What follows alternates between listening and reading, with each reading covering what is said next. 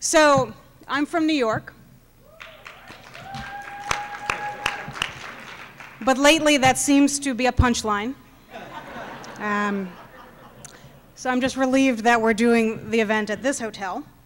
But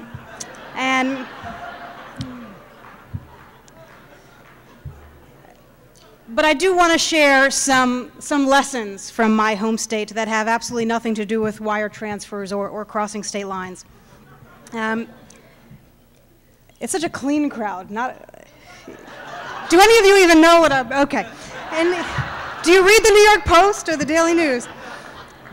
Or watch Fox? In New York, we were all so tired of the Republican Pataki administration, the passivity, the refusal to acknowledge the increasing insecurity of New Yorkers, the dysfunctioning of Albany, our state capital, in which business was done behind closed doors, if at all. We had an upstate that was essentially a manifestation of our changing economy, a New York City plagued by profound income inequality, an increasing number of middle-class families who could no longer afford to live in their own city. So we elected someone whose slogan was, "Change on day one." No, that's not, my joke is the next line, so hold on. But what we didn't anticipate, all of us, was that what was more important than day one was day two. Before we knew it, before we could even blink, our former governor was resisting progressive taxation, aligning himself with the tort reformers who think that the cost of health care is going up because too many people who are the victims of negligence or malpractice want to sue, rather than the insurance industry heads who are getting richer and richer. He was announcing proposals like giving people driver's license regardless of their citizenship, which is a good idea, an important idea, has to be done, but doing so without any of the base building that could have turned that idea into reality. When it comes to building an economy that works for working people in our country, what happens on November 5th is more important than what happens on November 4th, especially if we elect a Democrat to office. Who will set the tone of the debate?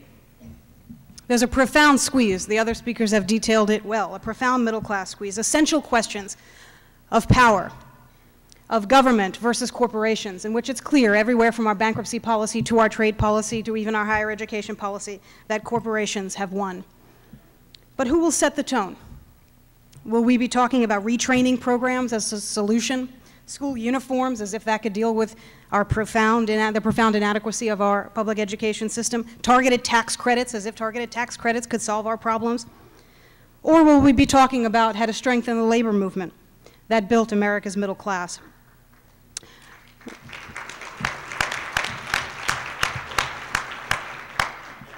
That was for Larry, because are we going to be talking about how to pass an immigration policy that doesn't start with fences so that even Democrats can convince Lou Dobbs that we're tough enough, as too many Democrats have been doing? Or are we going to start with the recognition that the longer immigrants labor in the shadows with no rights, all working Americans are vulnerable?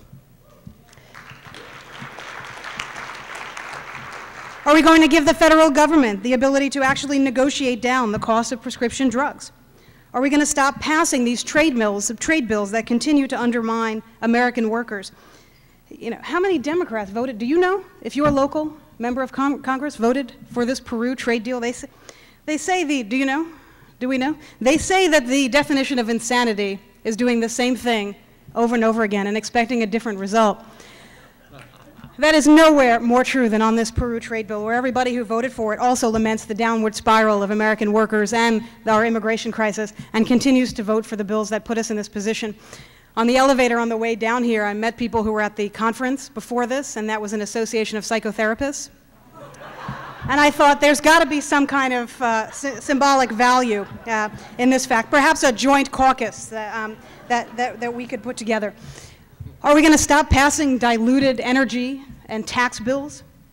Are we going to tax hedge funds the way they ought to be taxed and tell corporate America that we no longer buy their line, that greedy lawyers and too many lawsuits are the problem? You know, the president was talking about in his last State of the Union address the importance of volunteerism, and I agree. but I don't think that volunteerism should apply to the banking sector.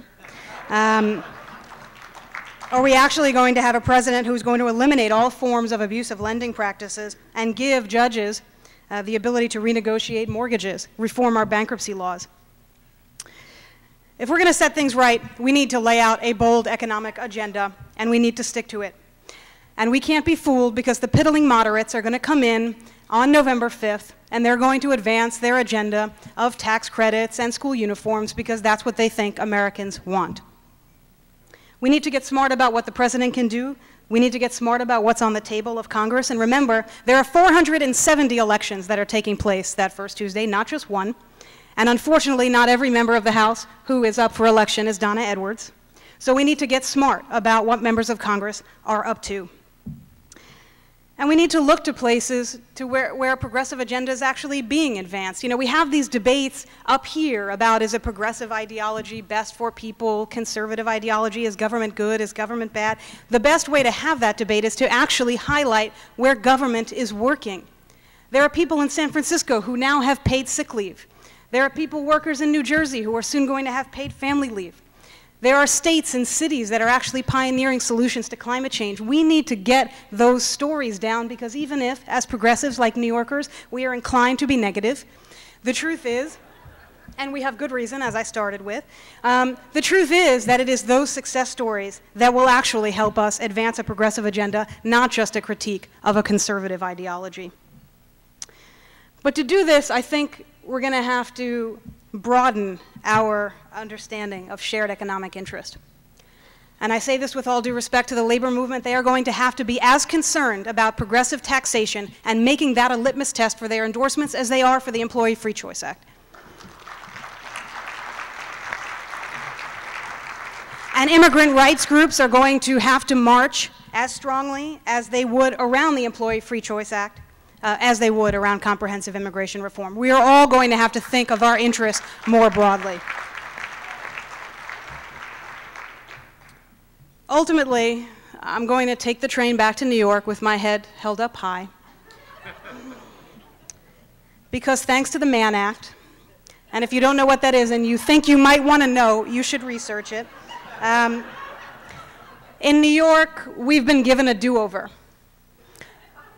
But unfortunately, with our country, we're not going to have that chance. So all of us need to be thinking as much about November 5th as we do about November 4th. Thank you.